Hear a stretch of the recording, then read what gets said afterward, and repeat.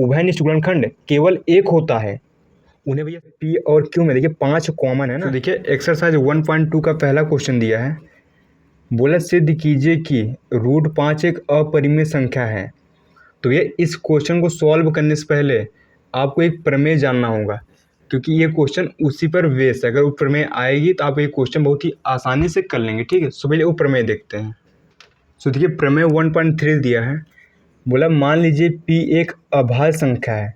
सो ये आप अभाज्य संख्या बारे में जानते होंगे, भैया अभाज्य संख्या क्या होता है, वे सभी संख्या जो केवल एक और स्वयं से कटती हैं। जैसे 2 हो गया भैया, 2 एक तो एक से कटेगा और भी एक स्वयं से कटेगा ना, तो ये अभाज्य संख्या है।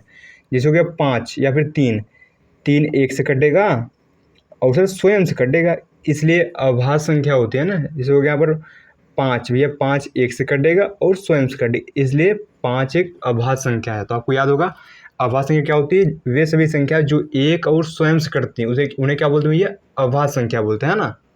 अब देखिए क्वेश्चन आगे पढ़िए, ठीक है। यदि P a² को विभाजित करती है तो P a को भी विभाजित करेगी, ठीक है। इसका क्या मतलब है समझिए। अगर देखिए भैया 15 का स्क्वायर अगर 5 से कट रहा है तो जाहिर सी बात है भैया 15 भी 5 से कटेगा। इस प्रमेय के अनुसार जाहिर सी बात कटता ही कटता है। देखिए 15 काटिए कितना आएगा, 15 × 15 आएगा ना। स्क्वायर मतलब ये क्या होता है, 2 बार लिखना ना। काटिए 5 × 15 3 बार क्या, अब 15 × 45 आ गया। देखिए कट गया यहाँ पर। वैसे 5 × 15 3 बार एक कटेगा। अगर भैया 15 का स्क्वायर 5 से कट रहा है, यदि a² P से कट रहा है तो 15 भी 5 से कटे, यानी a भी P से कटेगा। इसका मतलब ये था। जैसे लेते हैं और कुछ से हो गया यहाँ पर 20 का स्क्वायर, अगर 20 का स्क्वायर सर 2 से कट रहा है तो जाहिर सी बात है भैया 20 2 से भी कटेगा, नहीं समझा। अगर 20 का स्क्वायर 2 से कट रहा है तो 20 भी 2 से कटेगा। देखिए यहाँ कितना आएगा, 20 × 20 बटा 2, 10 बार गया, 10 × 7 200 आ गया ना यहाँ पर, है ना। वैसे 10 बार जाएगा। सो आई होप आपको ये प्रमेय समझ में आएगी ना। आगे पढ़िए, ठीक है। विभाजित करेगी जहाँ a एक धनात्मक पूर्णांक है। धनात्मक पूर्णांक जानते होंगे भैया 1 से लेकर अनंत तक, ठीक है। सभी क्या होते हैं, ये धनात्मक पूर्णांक ही होते हैं, ठीक है। कुछ भी 20 25 50 100 70 80 सब क्या होते हैं, धनात्मक पूर्णांक होते हैं। सो आई होप आपको ये प्रमेय समझ में आई होगी। सिंपल सा फंडा था। अगर 15 का स्क्वायर 5 से कट रहा है तो 15 भी 5 से कटेगा। अब देखिए क्वेश्चन करते हैं, ज़्यादा क्लियर होएगा। सो देखिए इस क्वेश्चन में सिद्ध करना है कि √5 एक अपरिमेय संख्या है। तो जाहिर सी बात है √5 एक अपरिमेय संख्या ही होती है, लेकिन इसको आज में सिद्ध करना है, ठीक है। सो देखिए जब भी आपको उल्टा सिद्ध करना हो ना, जब भी आपको सिद्ध करना हो कि भैया ये अपरिमेय संख्या है लेकिन फिर भी सिर्फ अपरिमेय संख्या सिद्ध करना है, तो आपको उल्टा मानना पड़ता है, ठीक है। आपको उल्टा मानना पड़ता है। ऐसे क्वेश्चन विरोधाभास से होते हैं, मतलब उल्टा मानकर। तो कैसे करेंगे देखिए, लिखिएगा यहाँ पर, माना √5 एक परिमेय संख्या है। उल्टा मान लेंगे, है तो अपरिमेय लेकिन मान लेंगे क्या, एक परिमेय संख्या है सर, ठीक है। परिमेय संख्या है।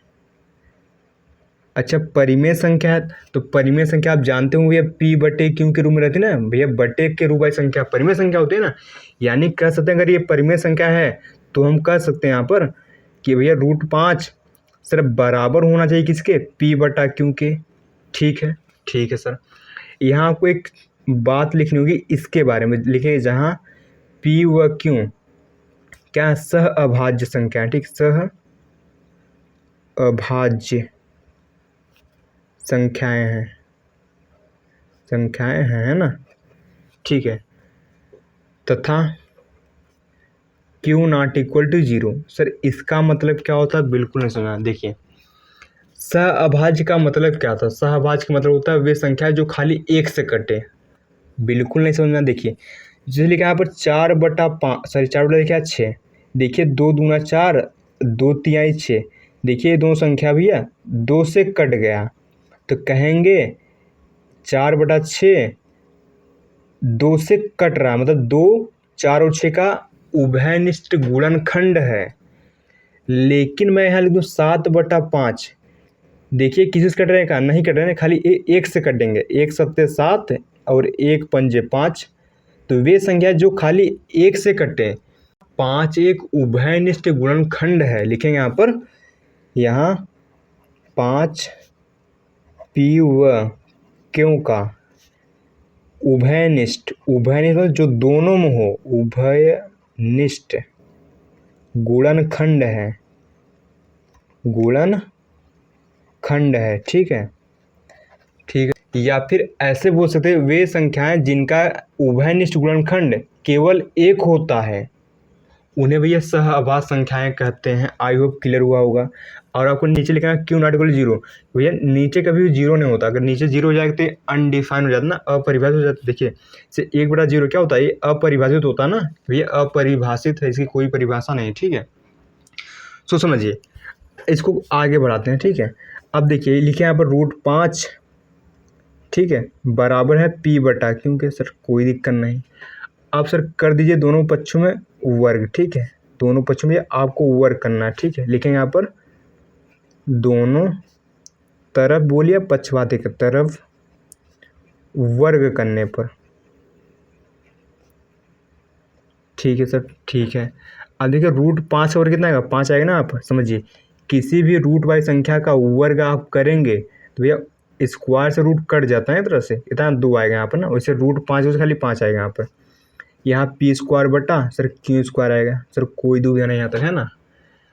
अब देखिए इसका तिर्यक गुणा करिए। ठीक है, यहाँ पर सर तिर्यक गुणा करना आता है हमें, है ना। यहाँ कितना आ गया, 5q² बराबर यहाँ p² है ना। 1 से गुणा करने पर कोई फर्क नहीं पड़ता सर, है ना।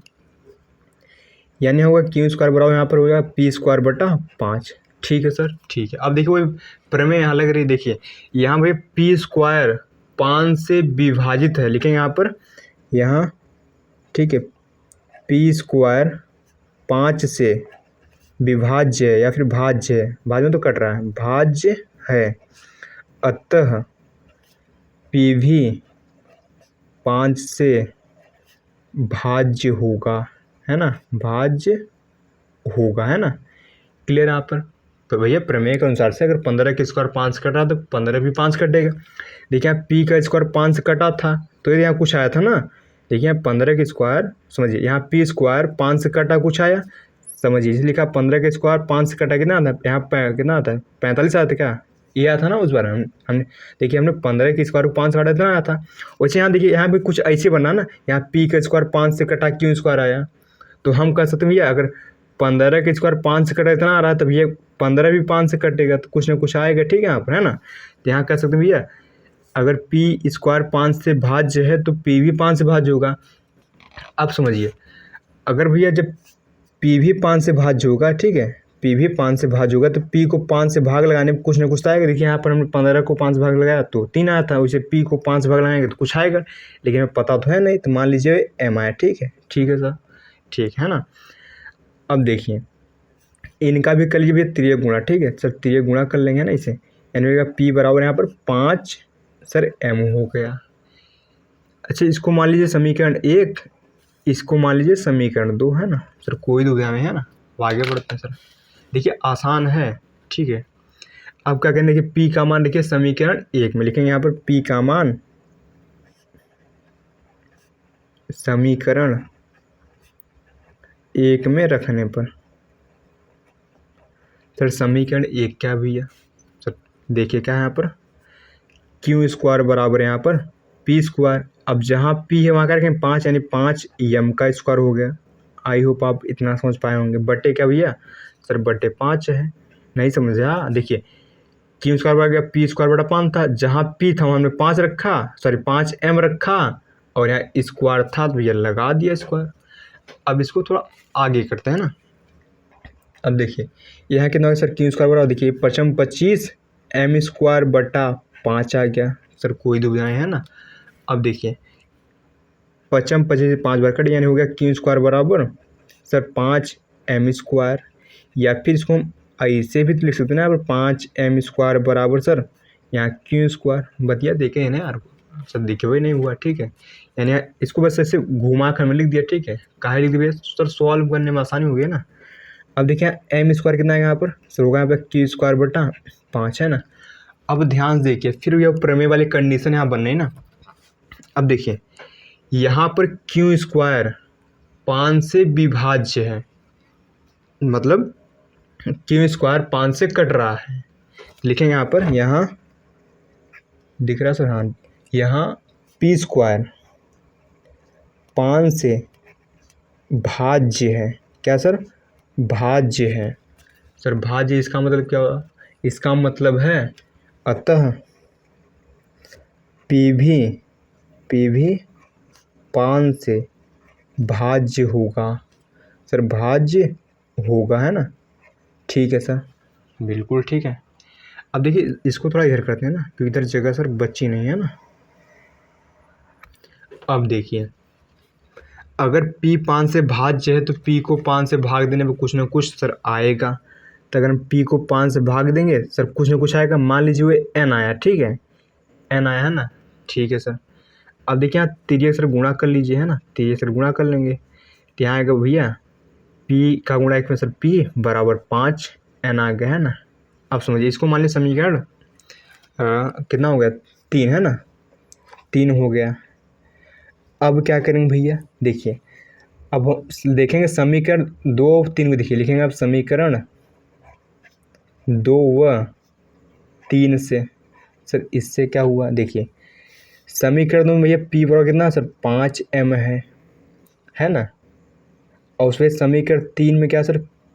सर समीकरण 3 में सर, अरे सर लंठे ही कर दिया। आप देखिए यहाँ P स्क्वायर है सर, यहाँ क्यू स्क्वायर होगा ना। आप देखिए यहाँ भैया क्यू है तो यहाँ सर क्यू स्क्वायर आएगा, ठीक है। यहाँ भी क्यू आएगा सर, यहाँ भी सर क्यू ही आएगा, यहाँ भैया क्यू ही आएगा सर, ठीक है। अब देखिए समीकरण 2 है P बराबर 5m, अब समीकरण 3 है Q बराबर सर 5n है।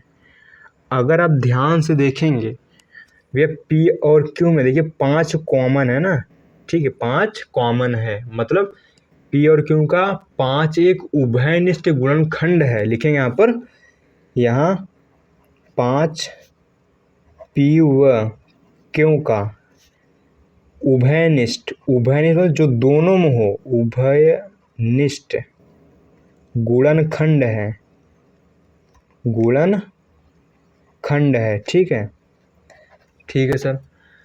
अच्छा गुणनखंड इसका क्या मतलब हुआ? देखिए हमने शुरू माना था कि भैया P और Q, सर कहाँ गया? ठीक है सर, देखिए हमने शुरू माना था भैया P और Q सहअभाज्य संख्या है, मतलब जो खाली और खाली एक से कटे। लेकिन यहाँ भैया P और Q सर 5 से कट रही है ना। उभयनिष्ठ गुणनखंड का मतलब क्या है कि P भी 5 से कटेगा और Q भी 5 से कटेगा, है ना। अब देखिए क्या करें, इसको समझिए।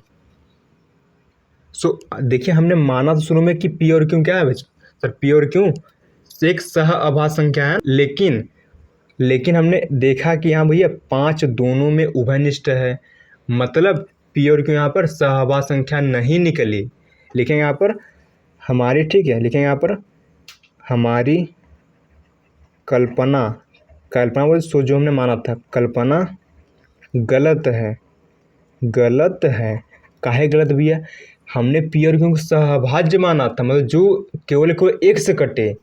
लेकिन यहाँ तो P और Q भैया ये तो 5 से कट रही है ना, तो हमारी कल्पना गलत हो गई, ठीक है, हमारी कल्पना गलत है। P और Q लिखेंगे आप P व Q, ठीक है, सहअभाज्य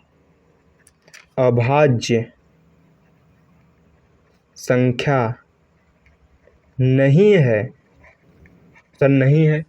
इसका मतलब हुआ कि भैया P और Q सहअभाज्य संख्या नहीं। इसका मतलब ये कि हमने जो माना था कि √5 एक परिमेय संख्या है, हमने क्या माना था भैया?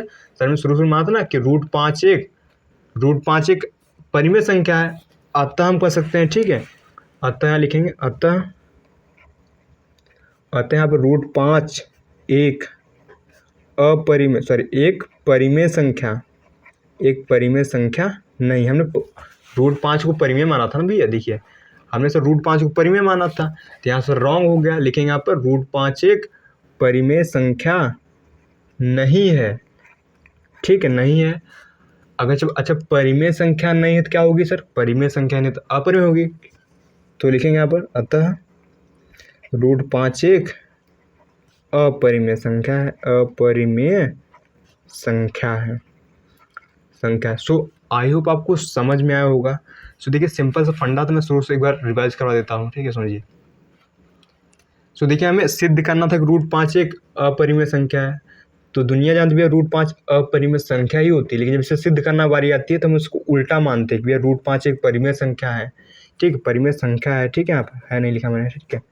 अच्छा परिमेय संख्या, तो परिमेय संख्या भैया बटे फॉर्म होती है, तो लिखेंगे रूट 5 और पी बटा क्यों हो गया। अब पी और क्यों क्या होती है, सहभाज्य संख्या होती है और क्यू नॉट इक्वल टू 0 होता है। सहभाज्य मतलब जो केवल एक से कटे ना, जैसे हो गया 7/5, ठीक है, सब है ना। तो फिर हमने इसको ऐसे लिखा, फिर यहाँ हमने कुछ वर्ग किया, ठीक है। यहाँ पर देखिए फिर यहाँ फिर वही प्रमेय लग रही थी, पी स्क्वायर 5 कटा दे भैया, पी भी 5 कटेगा, है ना। फिर यहाँ से पी बराबर 5m आ गया, है ना। सो देखिए यही दोनों इंपॉर्टेंट है, एक ये इंपॉर्टेंट था और भैया एक यहाँ से सर ये वाला, है ना। इन्हीं के बेस पर हम क्वेश्चन को सॉल्व कर लिए, ठीक है, क्योंकि हमने इन्हीं को भैया सहभाज्य माना था, लेकिन यहाँ भी देखिए यहाँ भी 5 आ रहा है, यहाँ भी 5 आया था, ठीक है। मतलब यहाँ पर 5 दोनों में, मतलब 5 उभयनिष्ठ है, उभयनिष्ठ गुणनखंड है, जबकि होना क्या चाहिए था, एक है ना। इसमें हमारी कल्पना गलत हो गई थी, ठीक है, हमने जो हमने माना था वो गलत हो गया। तो हम कहेंगे भैया पी और क्यों भैया सहभाज्य संख्या नहीं है। अगर ये गलत है, अगर भैया सहभाज्य संख्या नहीं है तो हमारा पहले वाला कथन भी गलत होगा ना, मतलब रूट 5 एक परिमेय संख्या नहीं होगी। अगर परिमेय संख्या नहीं होगी तो एक अपरिमेय संख्या पाएगी। सो आई होप आपको समझ में आया होगा, है ना। सो देखिए इजी क्वेश्चन था, अगर थोड़ा आप दिमाग लगाएंगे समझ जाएंगे, है ना। सो मिलते हैं नेक्स्ट वीडियो में, है ना।